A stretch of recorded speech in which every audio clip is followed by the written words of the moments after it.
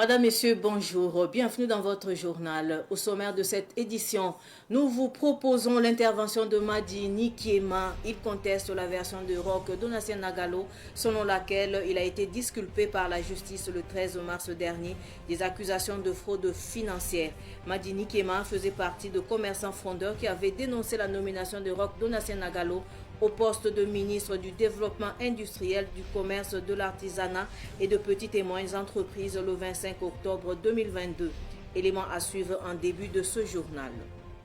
Dans cette édition, nous vous proposons également la cérémonie de sortie de la 3e promotion de l'Institut biblique théologique. Une cérémonie au cours de laquelle les diplômés ont prié pour le retour de la paix au Burkina Faso. La synthèse de la cérémonie dans un instant. Après la sortie de Roch Donatien Nagalo et du Sinat Kombe pour présenter à la presse la décision de justice qui leur est favorable, les plaignants réagissent. Ils contestent la version du secrétaire général du Sinat Kombe. Ces plaignants expliquent que le juge a dit d'aller régler l'affaire à l'amiable. La plainte est arrivée 9 ans après les faits alors qu'elle devait être déposée dans les 3 ans. Les plaignants estiment que c'est de leur argent. Les plaignants estiment que c'est leur argent que Nagalo a utilisé pour créer sa caisse. Écoutons Madi Nikiema, un des frondeurs, au micro d'Abdoulaye Kinda. À la justice, nous tous, on était là. Les juges nous ont dit que le délai est passé, puisque le délai c'est 3 ans. Mais ce que Nagalo nous doit là, ça fait 9 ans. Donc eux, ils ne peuvent pas juger. À moins que on va aller à une cour constitutionnelle ou bien c'est quoi là, ils ont dit que parce qu'eux ils ne peuvent pas. Maintenant nous on est allé voir nos avocats. Les avocats ont dit que si nous on veut qu'on avance le jugement, eux ils peuvent. Mais lui ses avocats ont refusé parce qu'ils sont fatigués. Qui n'ont pas venu nous demander, on va faire les trucs là à l'ambial pour que tout le monde gagne la paix. Et puis nous on a dit nos avocats, si c'est comme ça, nous on veut notre argent. S'il arrive à payer l'argent, il n'y a pas de problème. Mais s'il ne veut pas payer notre argent, on va continuer le jugement. C'est là maintenant, nos juges disent qu'ils vont se rencontrer, après ils vont venir nous donner les résultats. 5 jours après maintenant, nous attendons dans les médias qu'il est venu dire que la justice l'a blanchi comme une coton blanche. On ne comprend pas. C'est quel juge qui l'a blanchi? Le jugement, tout le monde était là.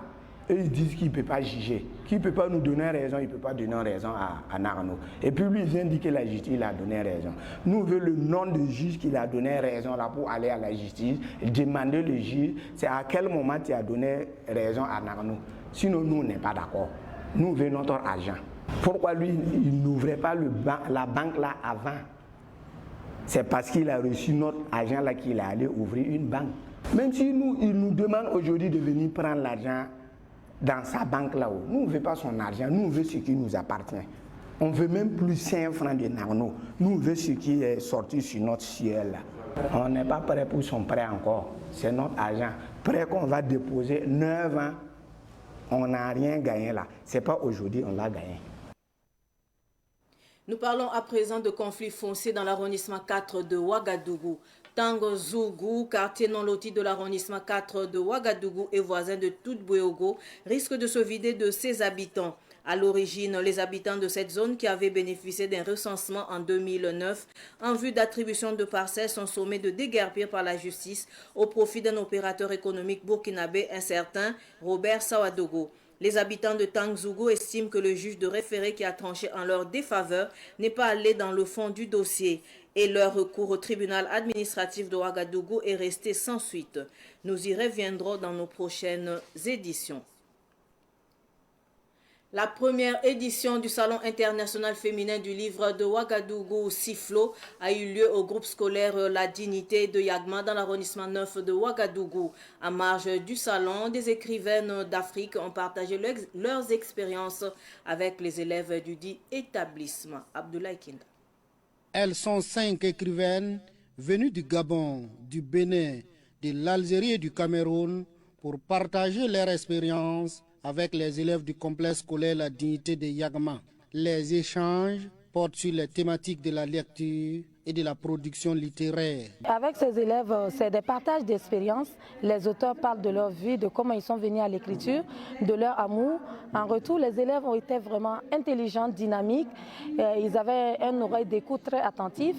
Alors ça veut dire que très bientôt, nous aurons de futurs écrivains et écrivains. Et je pense que aussi ce salon fait promouvoir la littérature à l'international, parce que ça a permis à ces élèves aujourd'hui de connaître ces auteurs de ces différents pays. Donc c'est pour ça qu'on dit que lire, c'est grandir, c'est voyager, c'est découvrir un monde sans sortir de là où on est.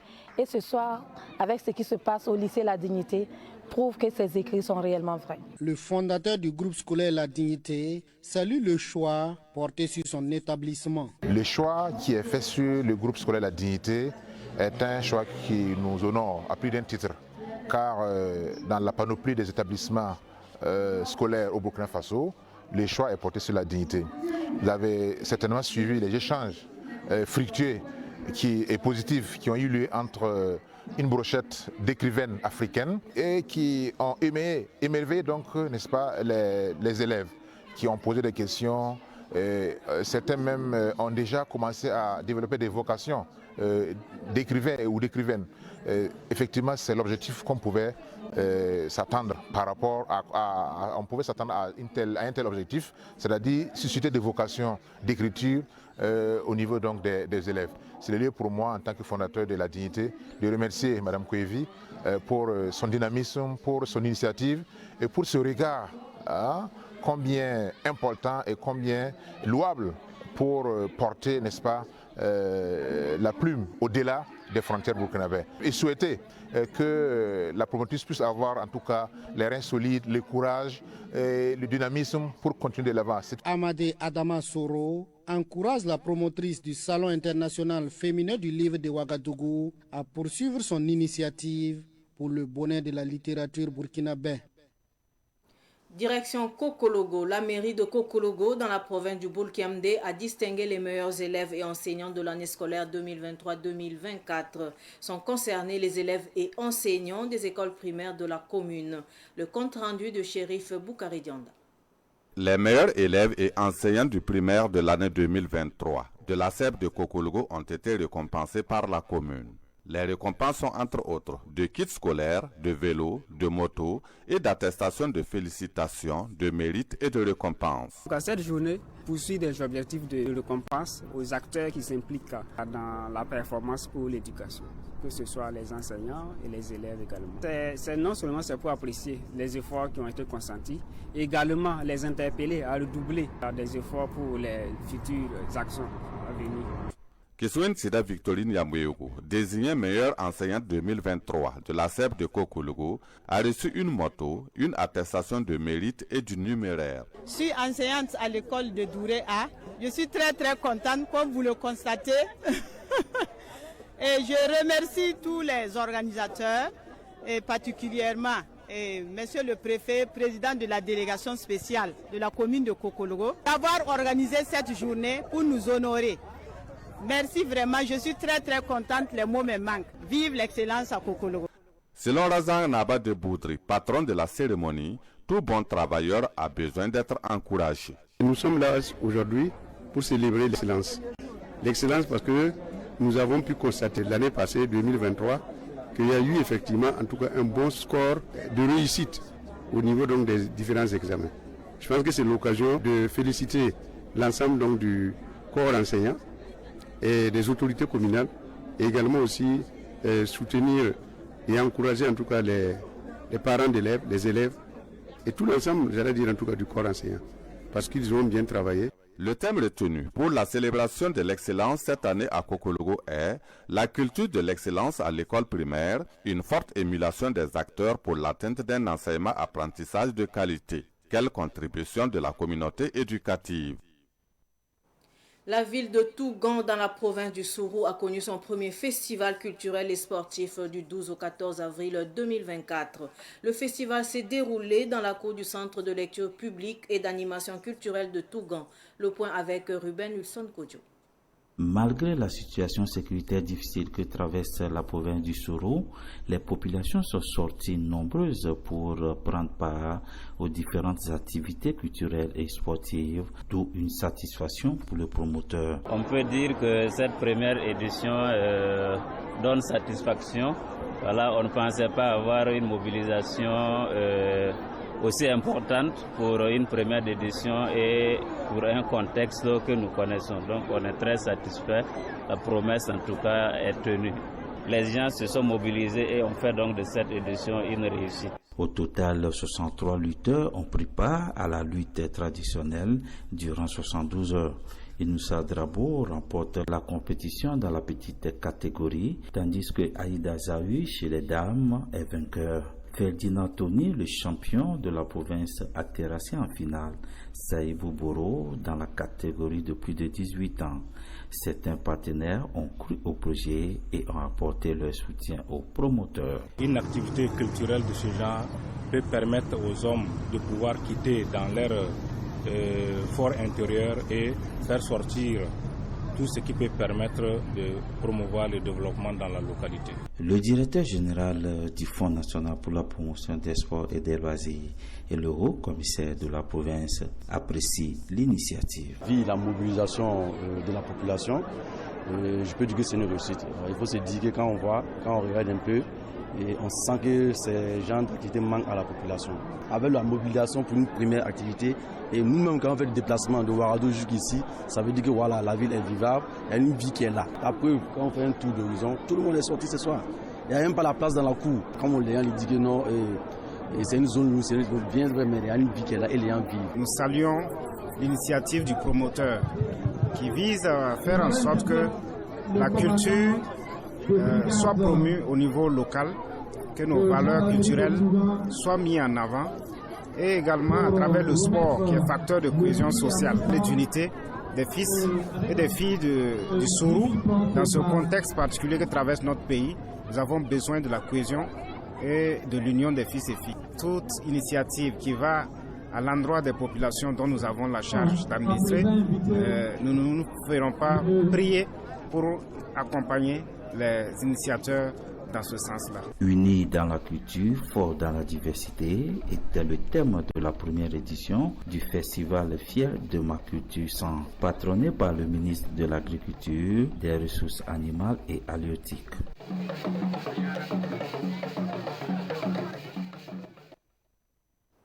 Retour à Ouagadougou, un restaurant au centre de Ouagadougou. C'est le restaurant La Merveille, un restaurant qui propose des repas variés pour le bonheur de sa clientèle.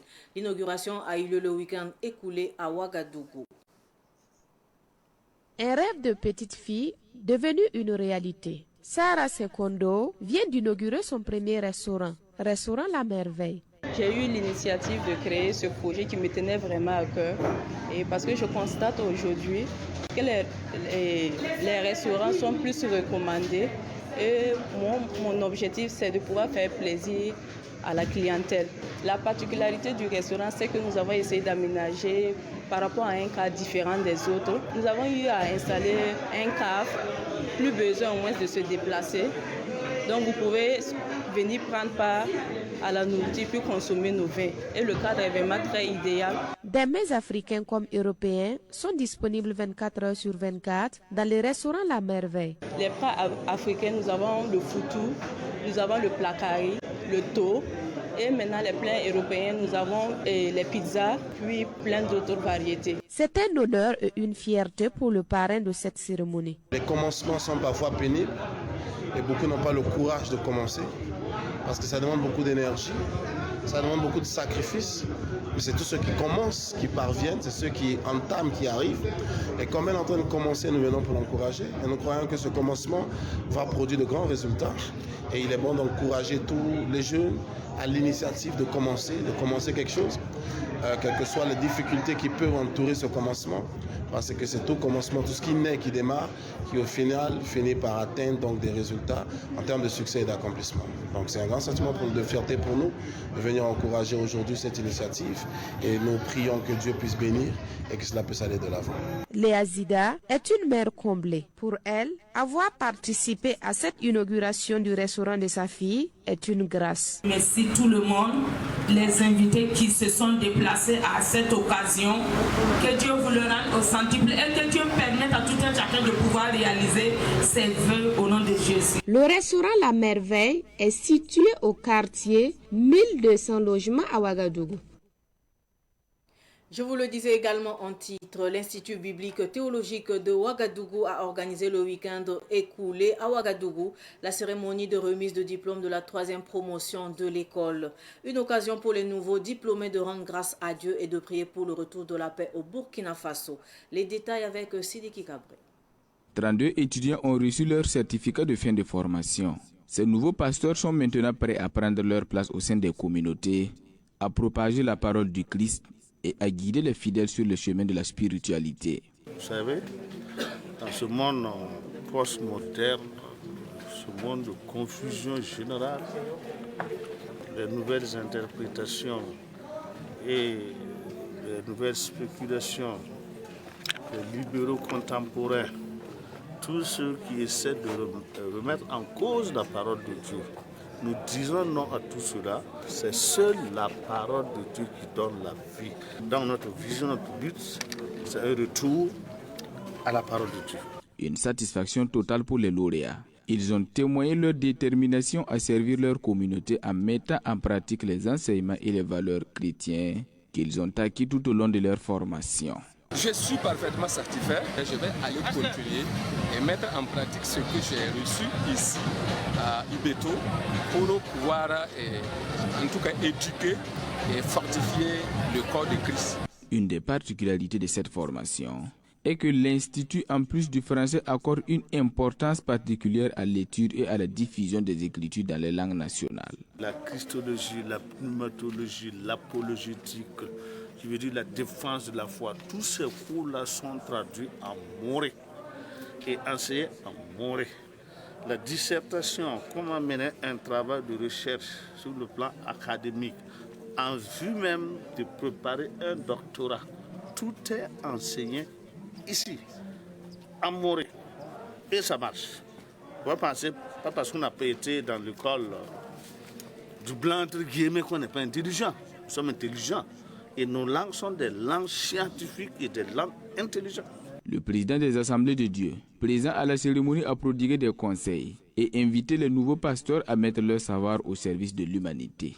Et mon message, c'est d'exhorter ces lauréats-là à transmettre fidèlement ce qu'ils ont reçu dans la parole de Dieu. Car c'est cette parole qui va les amener à luire sous l'onction du Saint-Esprit pour pouvoir évangéliser le monde que le Seigneur attend de nous. La cérémonie s'est terminée dans une ambiance de chants de louanges et de prières pour le retour de la paix au Burkina Faso. Actualité sportive à présent, le gouverneur de la région du centre, Abdoulaye Bassenga, a procédé le jeudi dernier sur le terrain du lycée Nelson Mandela au lancement de la 5e édition de la Coupe du gouverneur de la dite région. C'était en prélude à la semaine régionale de vivre ensemble prévue le 16 mai 2024. Abdoulaye Bassenga revient sur les objectifs de ce tournoi de football au micro de Ruben Wilson Kodjo.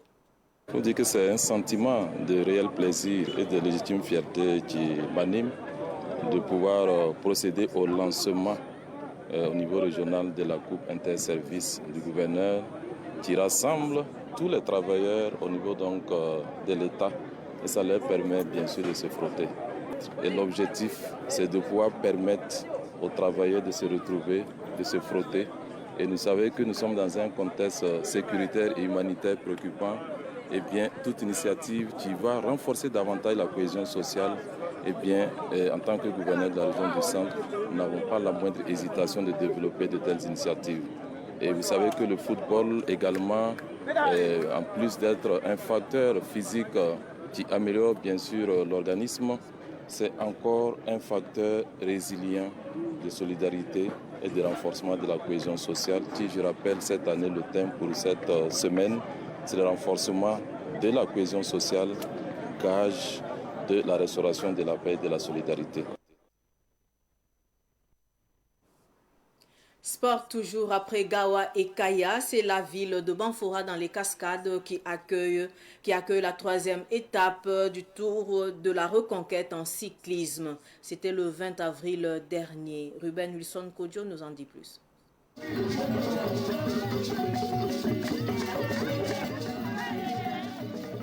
Chez les hommes, au total 106 cyclistes d'élite issus de 35 clubs étaient sur la ligne de départ pour un circuit de 5 km à parcourir 30 fois, soit 120 km. Et après 3h14 minutes 38 secondes, Soumaïla Sorgo de l'AJCK arrive en tête avec une vitesse moyenne de 36 km 992 km/h. Du côté des dames, Awa Bamogo de l'USFA domine la course de 30 km en remportant en solitaire l'étape devant 26 autres coureuses issues de 13 clubs féminins. Cet événement, le Tour cycliste de la Reconquête, a été une idée géniale qui nous a été insufflée par Madame Zungrana, qui est la promotrice du club Makafa, et aussi bien la fédération que le ministère. On a accompagné cette initiative qui a été portée par l'ensemble du gouvernement et par l'ensemble des amateurs du cyclisme et même du sport. Et pourquoi le Tour de la Reconquête? Vous savez que depuis l'avènement du MPSR2, le mot d'ordre c'est la reconquête du pays. Et il y avait l'amélioration sur le terrain. Et il fallait que les gens voient que c'est une réalité, que ce n'est pas seulement des mots. Et vous avez pu voir l'engouement du public.